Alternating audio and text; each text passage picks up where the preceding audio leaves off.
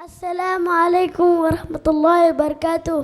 میں آپ کے ساتھ علی بن اشتراک رکن الدین درجہ المکتب جامعہ اسلامیہ کرگدے کا طالب علم ہوں۔ میں آپ کے سامنے حضرت مولانا طاہر جمیل صاحب دامت برکاتہم کی تقریر کا ایک اقتباس پیش کرنے کی کوشش کروں گا۔ امید کہ آپ کو پسند آئے گا اور آپ پھر فرمائیں گے جزاک اللہ خیرہ۔ میں نے اللہ کا دن تاج اس نے اپنا تعارف کرایا۔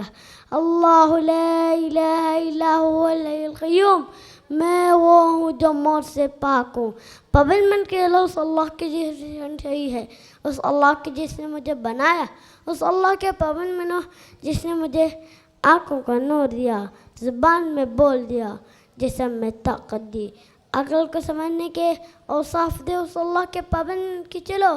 جس نے قرآن کو اتارا، جس نے دھرتی کو بچھایا، جس نے آسمان کو اٹھایا۔ آسمان کی چھت میرے اللہ کے قبضے میں ہے، زمین کا فرش میرے اللہ کے قبضے میں ہے، ہوا کے جھونکے میرے اللہ کے قبضے میں ہے، سردی کا موسم میرے اللہ کا ارادہ ہے، گرمی کی تپش میرے اللہ کا ارادہ ہے، بادلوں سے پانی کا گرنا میرے اللہ کا ارادہ ہے، برف کا گرنا میرے اللہ کی بادشاہی ہے، اور طوفانوں کا آنا، بجلیوں کا چمکنا، بادلوں کی گرج، موسموں کا تبدیل ہونا، درختوں کے پھلوں میں ذائقے میں خوشبو، پھلوں میں مٹھاس، پھلوں کے اوپر کور، چھلکے، ایک آنا ربی کی قدرت کرے، دانا دانا ذرا جوڑ کے دکھاؤ، پھر اسے پردے میں لپیٹ کے دکھاؤ، پھر اس کی پیکنگ کر کے دکھاؤ، پھر اس میں رنگ بھر کے دکھاؤ، پھر اس میں ذائقے بھر کے دکھاؤ، گائے کی طرف سے نکلتا دودھ دیکھو، ہرن کے نافے میں مشکر اور سام کے منہ میں زہر اور مکھی کے منہ میں شہد، آدم کی ساری نسل کا مالک، دو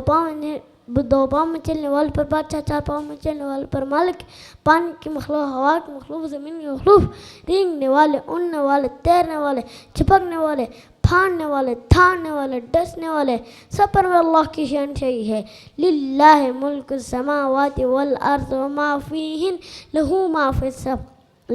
فی السماوات وما فی الارض ما بینہما وما تحت الثری وان تعجب من القول فانہ یعلم السر واخفی۔ وہ کون ہے؟ اللہ۔